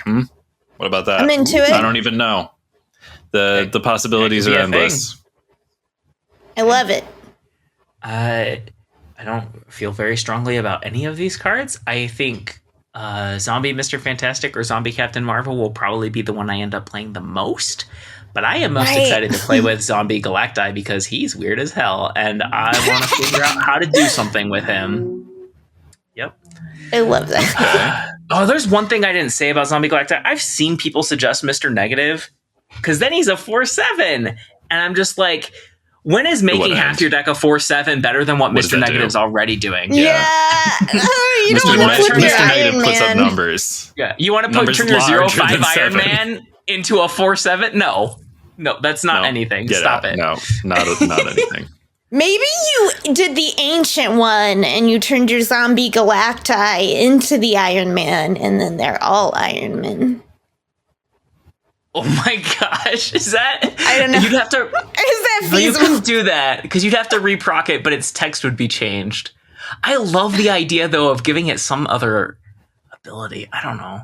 If only there were ways to let me do that. Phoenix Let Force. me put forth some Zombie obnoxious Galacti. clip. Yeah. Wait, getting it out with is Phoenix Force the most practical idea we've heard about Zombie Galacti all day? Because I feel like maybe it is, but it's still not very practical. Also, I just wanted to get in an honorable mention, even though my heart is with Headpool, and there can be only one, for whatever this category is. Yep. I do want to shout out those nice little discard dudes, the Zombie Power Man and Colonel America. I'm rooting for you. I'm believing. I am probably more likely to play those cards than even Headpool. So those are the cards I'm actually going to play, but they don't get the crown. Not for this one. And then one more question, which we started last season. Predict which of the existing cards is going to end up with the biggest play rate boost because of this season. The ones that we picked last season, we'll review how that went next week because this season's not over yet. I don't think I'm going to win though. I think Hitmonkey was not the best choice. I played Hitmonkey this season and I had fun doing it just today. Mm-hmm, yeah, real Warlock, big. Made him playable, but I would be surprised if he wins. Anyway, we'll find out. Are we supposed to remember? Are you ready? Are you ready? I'm going to go back and listen to that episode. I know I picked Hitmonkey, but I don't remember what you two picked. Yeah. For me, for this one, though, I picked Kitty Pryde because of Zombie Scarlet Witch. It's a very good guess. Being the season pass. Ben? Shadow King. Did they revert Shadow King to 2/3? Is Shadow King 2/3 again? Because honestly... he's 2/2. Okay, well, Horde would be probably enough to get some people playing 3/3 Shadow King. That's what I think. Yeah, he's a 2/2. I was going to say Shadow King, which feels like cheating. And I don't think he's going to get I think he's going to get a big boost this season, but I don't think Horde's going to last. I think we're all going to move on from it when it's not new. Maybe you set a dog to guard the zombies, right? If you start the Horde early and you put Cosmo there, they can't you've got to protect it somehow. I want to change. I want a different answer. It's more interesting if there's a different answer. So just give me a second to think about it. Who are we playing with Zombie Captain Marvel? Merlin already has a very high play rate for Zombie Scarlet Witch, so I don't think it's going to be him. What a good card. I feel like Zombie Mr. Fantastic will be most obnoxious if we're giving out I feel like we're giving out like awards like most promising, most likely to be obnoxious goes to Zombie Mr. Fantastic. Yeah. Most likely to flop hard. Just a bunch of zombie galacti flopped up dead on the beach like whales. I'm going to say Bucky Barnes for Zombie Captain Marvel. I don't think it's actually a winner, but it's putting me on the spot, picking out something. I think that's a good play. Also, I don't want to say Hood because Hood already has a high play rate. If, as I suspect, everyone keeps on not playing Bucky Barnes, we can say that you also picked Shadow King. It's fine. No. I mean, like, this Shadow time King, next month, win. don't feel bad just because I happened to go first and got to pick Shadow King before you could. Like, that's silly. Don't beat yourself up if nobody plays Bucky Barnes, which I suspect they will not. Yeah. You're right in a sense. It's best to pick the cards that are going to be popular. I think Zombie Captain Marvel is going to be popular. I think she looks like a fun card that is also. But do you think people are going to play Bucky with her? But yes. Okay, you do, and they might. I'm no destroy expert, that's for sure. I'm a casual enthusiast at best. I don't think that she goes in traditional destroy, so I'm trying to think of like a slightly different version of destroy. Okay. And also trying to think of a card that has a low play rate to begin with, because those have the most room to grow. On to our side quests. First up, and only this week, Secret Homework. This week's Secret Homework was from Ben. That's right. As I sometimes do when there's a new Marvel television thing. I'm like, hey, let's peep that. Let's get our eyeballs on that one. And you know what? I had the sound on and everything. I was taking it in with two of my senses. And so we all watched and probably listened to the first episode of Marvel Zombies, streaming now on Disney Plus. I can confirm. And just to give us a little synopsis, I went right to the wiki's mouth again. So here's the description of the episode. Episode 1, directed by Brian Andrews. Teleplay by Zeb Wells. That's a fun name. Zeb Wells. That's a comic writer. Yeah. Sorry, I don't recognize the name. Oh, it's a good name. It's cool to get a comic writer doing the Zeb. If you're a listener, I like that they're both one syllable. That's fun. Whoa there! Editor Lauren here to give you a quick heads up that Ben's about to read the synopsis for the entirety of episode 1 of Marvel Zombies without a spoiler warning. So I'm your spoiler warning. If that's something you care about, don't skip ahead to the next. Skip past all of the secret homework. Find out what next week's secret homework is. There's timestamps in the show notes and video description. Back to the show. 5 years after a zombie virus devastates Earth, Kate Bishop, Riri Williams, and Kamala Khan survive together in New York. When they find a shrunken device inside a zombie SHIELD agent, they travel to a SHIELD base in Ohio to activate it. En route, they unknowingly enter the fighting between Icarus and a zombie Carol Danvers. Kate is killed in the chaos, while Kamala and Riri are attacked by a zombie horde. Riri and her artificial intelligence, Friday, sacrifice themselves to take Kamala away from the battlefield, where she is saved by Blade Knight, who takes her to Ohio. Upon arriving, they encounter Melina Vostokov, Alexei Shostakov, and Yelena Belova, who have taken refuge and are guarded by Melina's controlled zombies. They determine that the device is a transmitter that must be used in outer space to broadcast a signal to the Nova Corps. The base is attacked by a zombie horde led by Okoye, who serves the Red Queen, Wanda Maximoff. The horde, which includes the zombies Steve Rogers, Clint Barton, Ava Starr, and Emil Blonsky, storms and overwhelm the base's defenses. Though Alexei kills Rogers and Blade Knight kills Starr, Melina sacrifices herself to allow the others to escape. Blade Knight reveals that he knows of a ship capable of reaching space. Okay, so are we going to do spoilers? Yeah. For the first episode. spoiler warning. I also watched the second episode, Uh-huh. but the first episode is what we're discussing here today. Correct. I know. I appreciate the reminder of what's in the first. I saw all 4. And the What If episode of Zombies, because I totally forgot what happened during that. Oh, you skipped that one? Oh, okay. No. I saw it, but that's in the first season. It was like, 4 years ago. Yeah. Yes. Well, I guess I will kick off the discussion. I was immediately struck, like, wow, this animation's pretty. I think it's obviously, in the style of the What If animation, but I thought it looked a little crispier even than the prettiest What If episodes.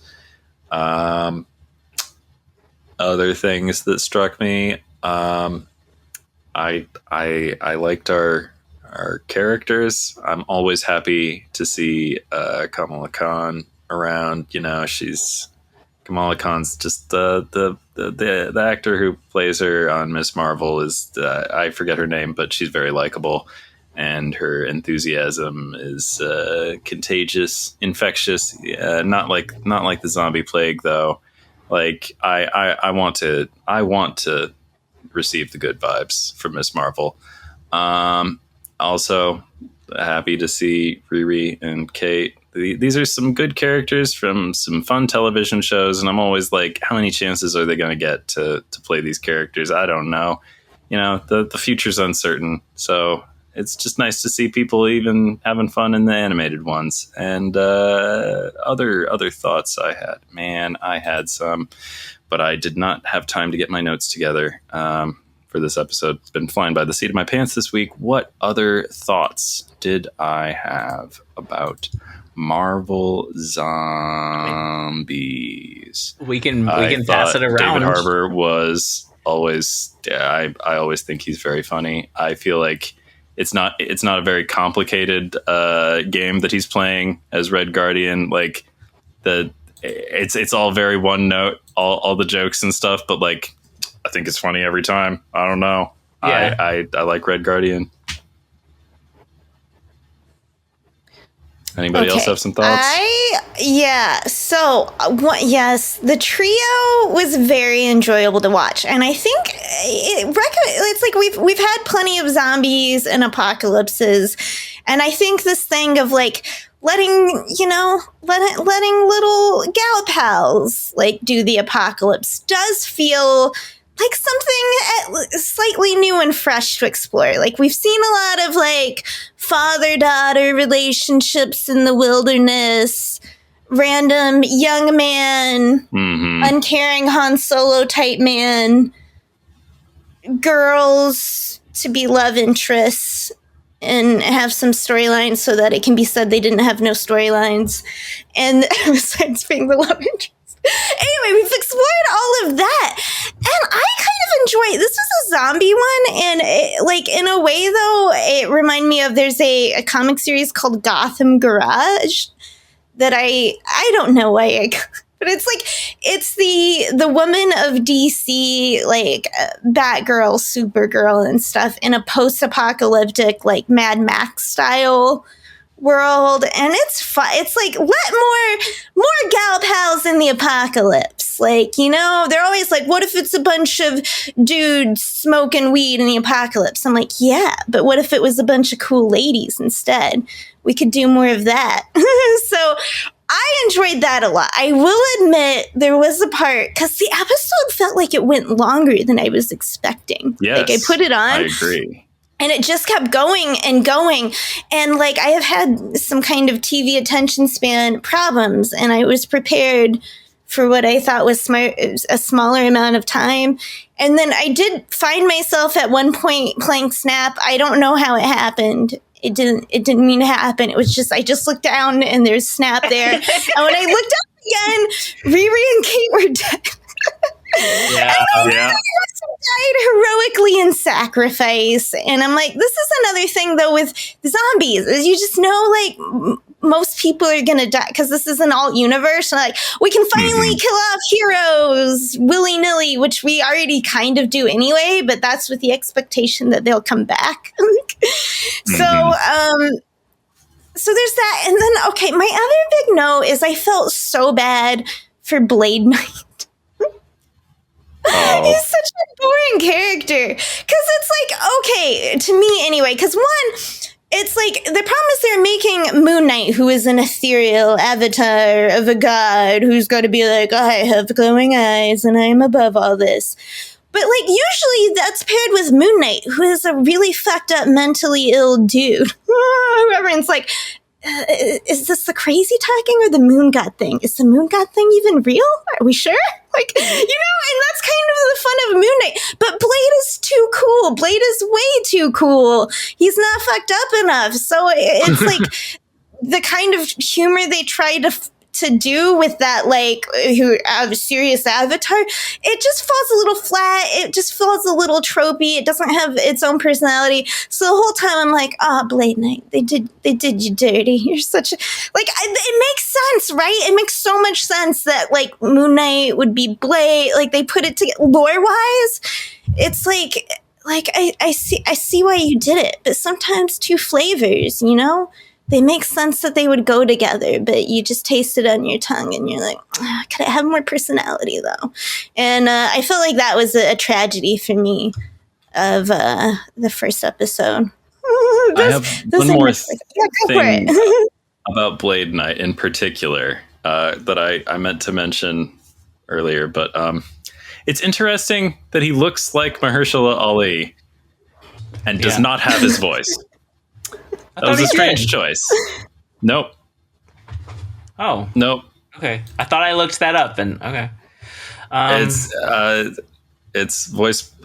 Who is the voice in the series? Where is this?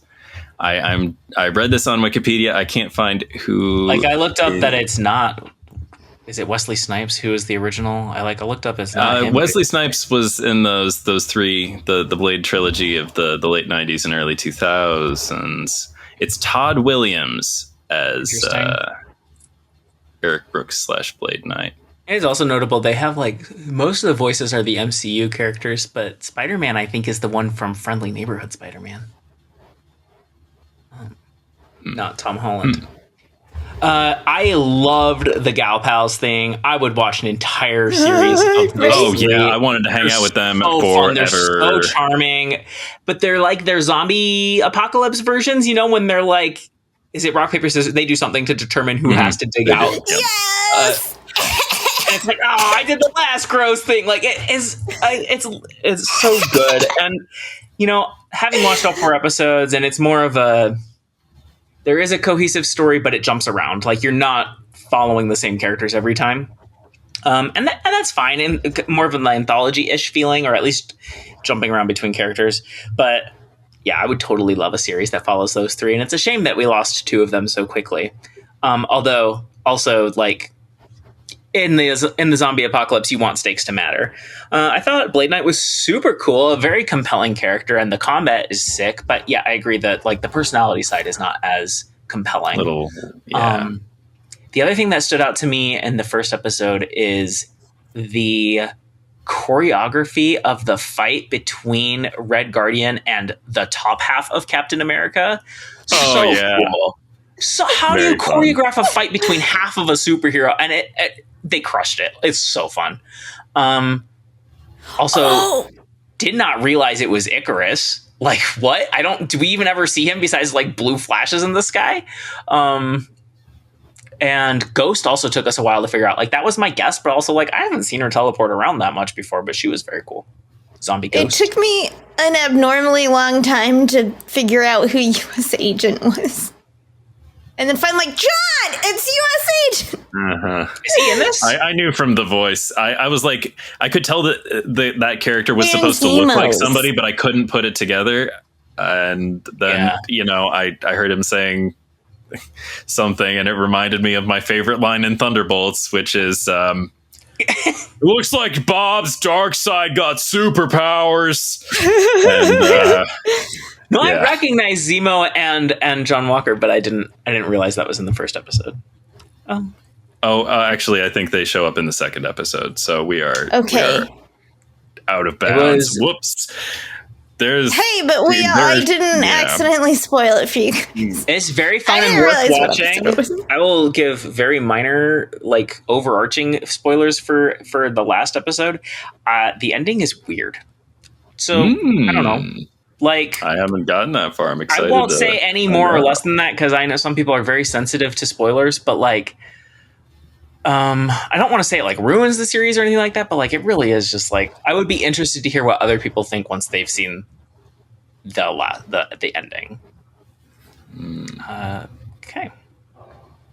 I think I am on. Anything else before we go on to next week's assignment? Oh gosh. Just that it would have been more enjoyable. Like you were saying with the gal pals, it's like it was almost kind of sad that it had to end in like zombie tropiness of like everyone's got to slowly die because it's zombies. Like, So there's some really good zombie fights. That's the fun. Fight scenes are. I was glad to be back into the animated universe. I spotted one watcher. I don't know how many there are, but I saw one. Okay. Next week's homework, possibly predictable, but we're going into a zombie season, and I love that a lot of these zombies cards are like more or less connected to the abilities of the card that they're, based on. You got Colonel America, who's using an ongoing ability to boost other cards at the location, or Zombie Captain Marvel, who moves to win, or Zombie Sentry, who cares about the right location because that's what Sentry does. I don't know. Mm-hmm. So I want you to create a zombie card and pick an existing card in the game, make a zombie variant of it that is at least somewhat, spiritually connected ability-wise. That's the challenge. Should it have Horde? I don't think it has to have Horde. Like, most of these cards don't. Like it seems like about half of them do. I thought all the zombies do. Zombie Power Man doesn't. Colonel America doesn't. Galacti doesn't, and Captain Marvel doesn't. Yes, all of the cards have Zombie Mr. Fantastic has a foot in both worlds. Mm-hmm. Okay, all right, fair enough. Only like half of the cards this season have Horde, so it doesn't have to, but you are certainly welcome to use Horde, considering bonus points if you make Horde cool in some way. Yes, that feels so uncool to be honest. Make Horde exciting. Make the card that I want this season. The extra credit for this last one was to draw a zombie. I did not have time, but if I do, I will post it to our speakeasy. How about that? Same with you two. Either of you draw zombies. Oh, yes, that's right. Okay, this is the point where I revealed that I also did not have time. I was too busy with other stuff. Yeah, that's why it's extra credit. I don't know. Maybe I'll talk about it. I'll talk about it after the guitars. That's what all right. Friends, listeners, I have a fun anecdote. Viewers, if you liked what you heard or saw, whatever, like, comment, subscribe, rate, review, leave a comment. If you're just listening to this in your podcast player that is not Spotify, then come over to Spotify or YouTube and leave us a comment. We love your comments. Also, come join us in the Speakeasy. It's our little corner of Discord where you can chat with us and share your own secret homework and stuff. It's fun. And lighthearted, just like our show. The instructions to get there are in the show notes or video description. Maybe if I promise you a drawing of a zombie, you'll come hang out in the Speakeasy. I will. I'll go out there. I'll promise a drawing of zombie. Yep. Dang. There will be a zombie drawing. I was going to do a base art of Valk as a zombie. I still might. I think that's a fun pose. We are proudly part of the Snap Judgments Network. That it's their Discord that we're glommed onto, where you can listen to other great shows like Snap Judgments by Pulse Glazer and Roy on Saturdays. And there's guests and stuff like that. Also, it's their turn to be featured, but I'm going to be on Snap Decisions next week, so watch out for that. Tune in. Mm-hmm. Can't miss. Okay. See what we think about our new zombie cards next episode. Same Snap time, same Snap channel.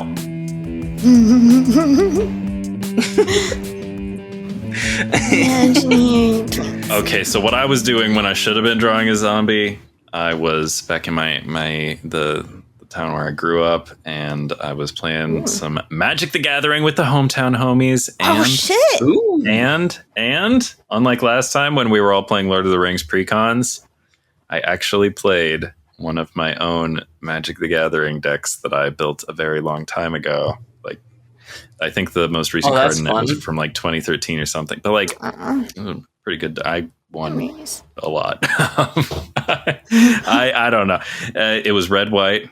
The commander was Anax and Cymede, and this was like right as I was getting out of Magic. So like, I don't have any other cards from this set really. Like, they were just like in one commander precon that I got like at that time. But anyhow, it was red white soldiers. It was very unambitious.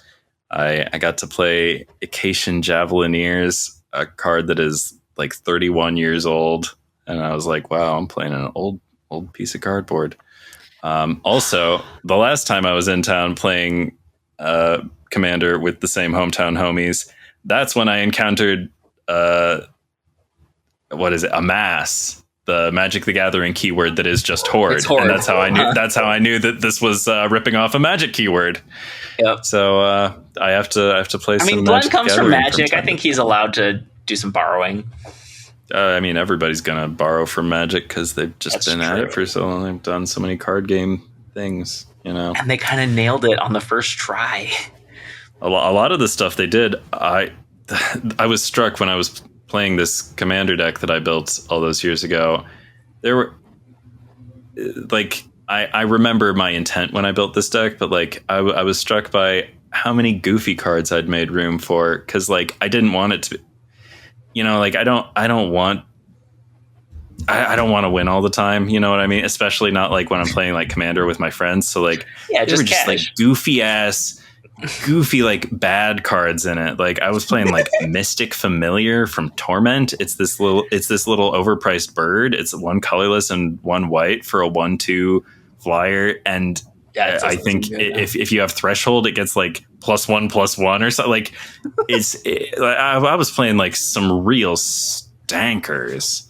But like they were flavorful and fun, and there were like nice little threads of synergy throughout. Like the main thing was soldiers, but also there were some birds and some things that cared about. I got to play Aven Brigadier. You never get to play Aven Brigadier. This is a card that no one's ever played ever. Yeah, I had a lot of fun. Magic can be fun sometimes, and playing all your old cards can be fun. I sold. Do you remember a Magic card called Janara? I feel like she was some kind of angel.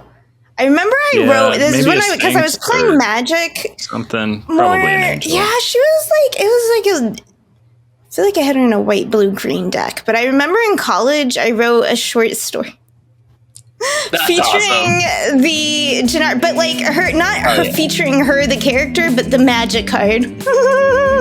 That's cool. Janara the Archangel or whatever. I forget. Anyway. Red and white, huh? I always preferred in Magic to have my red with black. Those are just some good colors together. I played them all every which way. This was like the only deck I could find that wasn't missing a bunch of cards because I sold them. So like it was all the lands were basic. That like so very often with commander decks, like you're working with a very expensive mana base. I haven't played Commander. You're using all kinds of like artifacts, and like, you know, you should surely you're playing your Soul Ring and your all that stuff. But like, wow, I was budget Benny that day. It worked out fine because I was team small cards, and these a lot of these Commander games were 1-on-1 at first before more people showed up, and like that's not how you should do it. I don't know. I had a low curve. Shocker. All right. Yeah.